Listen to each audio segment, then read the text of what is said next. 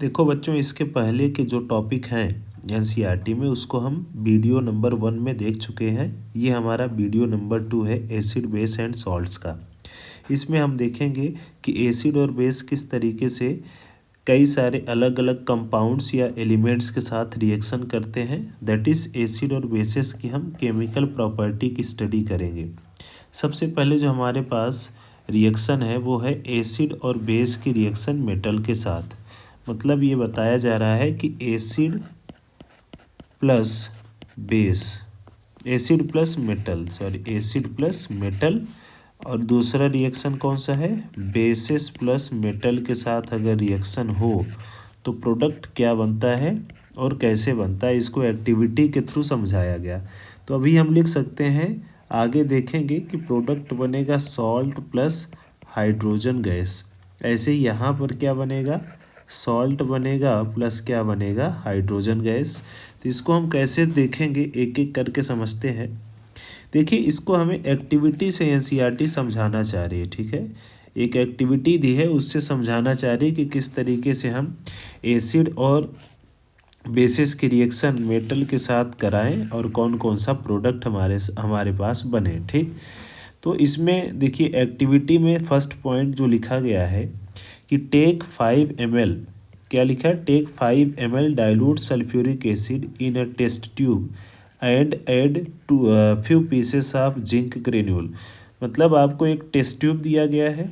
ठीक है, इस टेस्ट ट्यूब में आपको बोला है कि हाइड्रोक्लोरिक एसिड है या सल्फ्यूरिक एसिड, हाँ सल्फ्यूरिक एसिड है, और इसमें जिंक ग्रेन्यूल लिया गया। ठीक है, तो अगर हम इसको आगे देखें तो हमारे पास इसमें है जिंक ग्रेन्यूल और क्या है, H2SO4। तो आपको पता है, शायद आप केमिकल रिएक्शन फर्स्ट चैप्टर में पढ़े हों कि यहाँ पर जिंक जो है ये हाइड्रोजन को डिस्प्लेस कर सकता है और यहाँ से सल्फेट के साथ खुद का कंपाउंड बनाएगा। तो अगर सल्फेट के साथ खुद का कंपाउंड बनाए तो क्या बना, जिंक सल्फेट, और यहाँ कौन सी गैस रिलीज हुई, हाइड्रोजन गैस। तो ये हाइड्रोजन गैस जो है ये रिलीज कहाँ हो रही है, यहाँ पे एज एक एक करके एक एक बबल्स के फॉर्म में ये हाइड्रोजन गैस रिलीज हो रही है। और ये हाइड्रोजन गैस धीरे धीरे डिलीवरी ट्यूब से आते आते आते आते हम इसको कहाँ ले आएंगे, एक सॉल्व के सॉल्यूशन में लाएंगे। अब इस सॉल्व के सॉल्यूशन में ये जो जब गैस पास होगी तो क्या बनेगा, बबल्स बनेंगे। और इस बबल्स के सामने अगर हम बर्निंग कैंडल लाएं तो यहाँ से कुछ पॉप साउंड हमको सुनाई देती है, और पॉप साउंड से हम पता कर सकते हैं कि पॉप साउंड स्पेसिफिकली किस गैस के लिए होती है, हाइड्रोजन गैस के लिए होती है। ठीक है, तो इसी को एक्टिविटी में समझाया गया है। एक्टिविटी में क्या बताया गया है कि जब कुछ पीसेस आप जिंक ग्रेन्यूल लेते हैं तो what do you observe on the surface of zinc granule. तो आपको जिंक ग्रेन्यूल पर क्या, सरफेस पे जिंक ग्रेन्यूल से क्या नज़र आता है।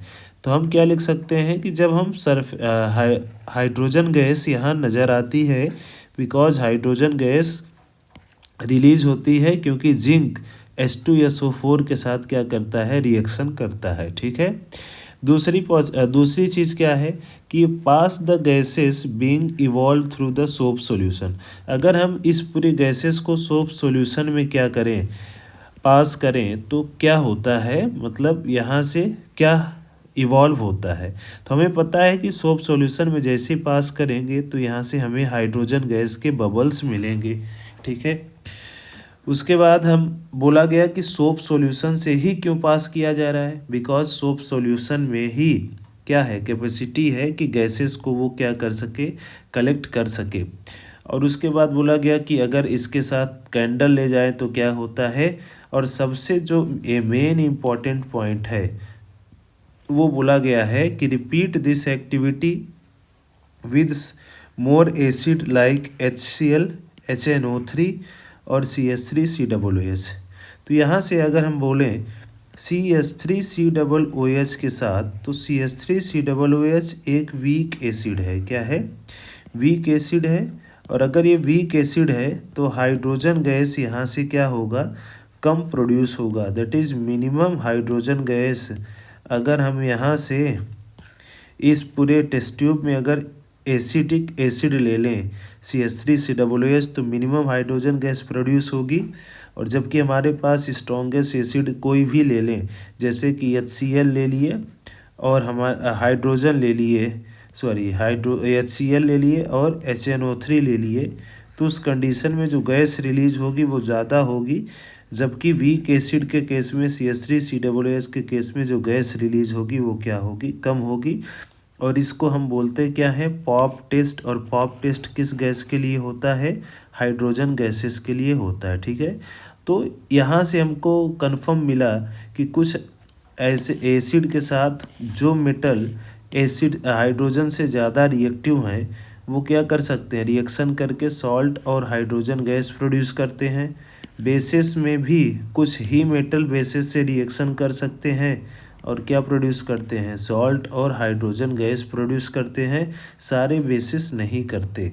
तो हम आगे एक एक करके देखेंगे। ठीक है, तो आइए देखते हैं इसके आगे। ये पॉप टेस्ट समझ में आया।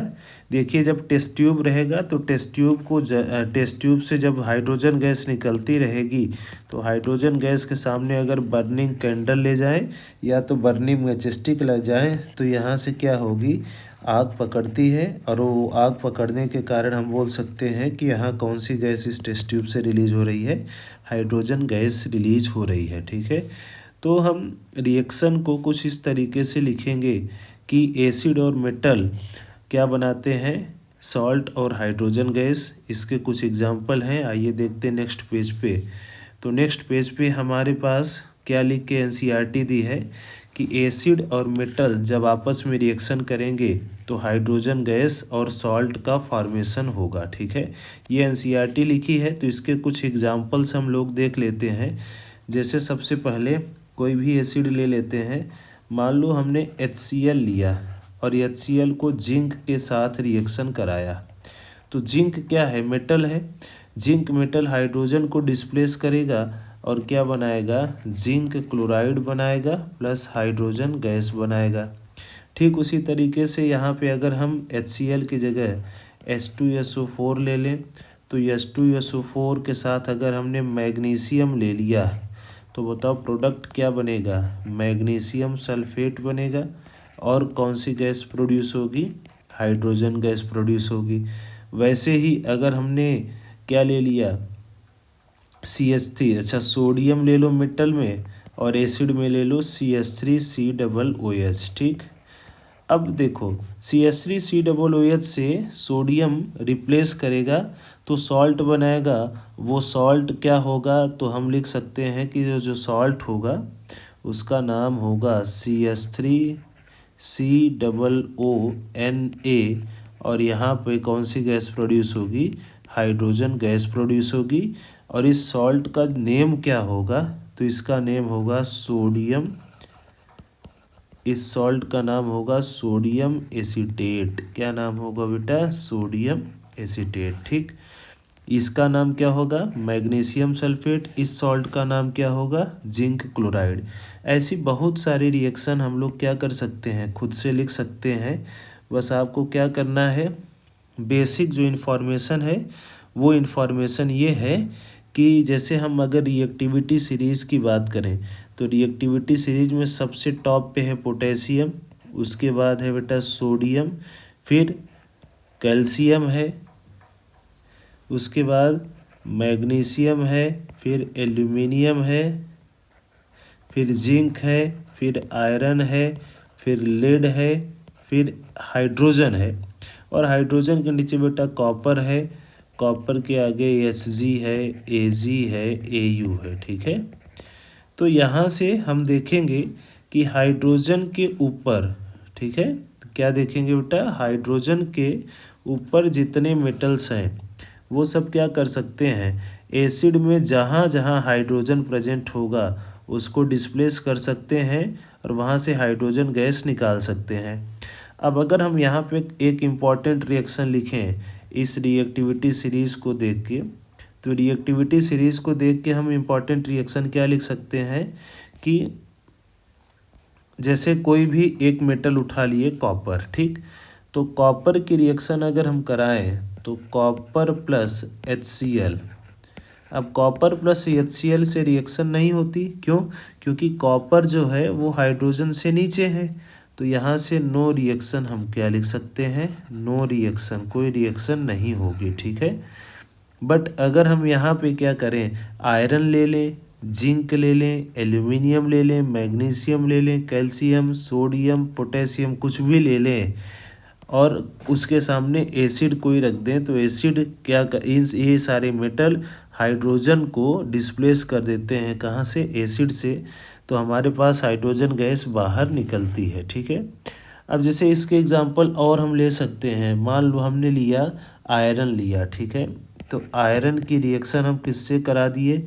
मान लो यहाँ हमने एसिड की जगह ले लिया H2SO4, चलो ले लेते हैं H2SO4। तो बताओ रिएक्शन क्या बनेगी? रिएक्शन में क्योंकि आयरन क्या है, ज़्यादा रिएक्टिव है हाइड्रोजन से, तो हाइड्रोजन को डिस्प्लेस करेगा, तो हाइड्रोजन गैस बाहर जाएगी और यहाँ क्या बनाएगा? FeSO4 का फॉर्मेशन करेगा। किसका फॉर्मेशन करेगा? FeSO4 का। तो ये कुछ क्या है, एसिड और मेटल जब आपस में रिएक्ट करेंगे तो क्या बनेगा? सॉल्ट बनेगा। और कौन सी गैस बनेगी? Hydrogen gas. और ये हाइड्रोजन गैस जो है इसका टेस्ट कौन सा टेस्ट है? पॉप टेस्ट है। पॉप टेस्ट से हम किसका डिटेक्शन करते हैं? हाइड्रोजन गैस का, ठीक है। उसके बाद हम क्या करते हैं? बेसिस की रिएक्शन देखते हैं, ठीक है।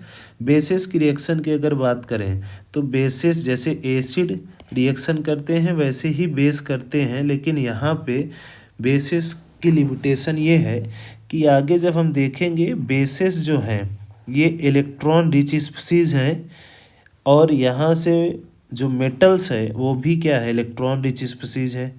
तो दोनों की रिएक्शन क्या है? थोड़ा स्लो हो जाती है। तो यहाँ पे जो कंपाउंड बनता है वो बनता है सोडियम जिंकेट। तो इसको हम रिएक्शन को अलग से निकाल के लिख सकते हैं कि सोडियम हाइड्रोक्साइड के साथ अगर कौन रिएक्शन करे? जिंक करे, तो क्या बनाएगा? Sodium zincate. सोडियम जिंकेट का फार्मूला क्या होगा बेटा? सोडियम जिंकेट का फार्मूला होगा Na2ZnO2, और यहाँ से कौन सी गैस निकलेगी? हाइड्रोजन गैस निकलेगी, ठीक है। तो और एक रिएक्शन हम लिख सकते हैं, जैसे हमने एक सोडियम हाइड्रोक्साइड लिया और इसकी रिएक्शन हम एल्यूमिनियम से करा दें तो क्या बनता है? NCERT में ही रिएक्शन है, इसमें बनता है NaAlO2 और प्लस यहाँ से हाइड्रोजन गैस रिलीज होती है, ठीक। तो ये क्या है? सोडियम एल्यूमिनेट, और ये क्या है? Sodium zincate. तो यही कुछ स्पेशल रिएक्शन है जो आपके सिलेबस में दी गई हैं। हम ये बोल सकते हैं कि एसिड हो चाहे बेस हो, वो रिएक्शन जब करेगा तो क्या बनाएगा? सॉल्ट बनाएगा और हाइड्रोजन गैस, और हाइड्रोजन गैस का टेस्ट कौन सा होगा? Pop test. और पॉप टेस्ट से हम क्या कर सकते हैं? डिटेक्ट कर सकते हैं कि हाइड्रोजन गैस ही प्रोड्यूस हो रही है, ठीक है। उसके बाद हम थर्ड रिएक्शन जो देखेंगे कि मेटल कार्बोनेट और मेटल हाइड्रोजन कार्बोनेट के साथ एसिड किस तरीके से रिएक्शन शो करता है। बाकी ये दोनों एक रिएक्शन हम लोगों ने यहाँ पर क्या कर लिया? कंप्लीट कर लिया। थैंक यू बेटा, बाकी का हम नेक्स्ट वीडियो में देखेंगे।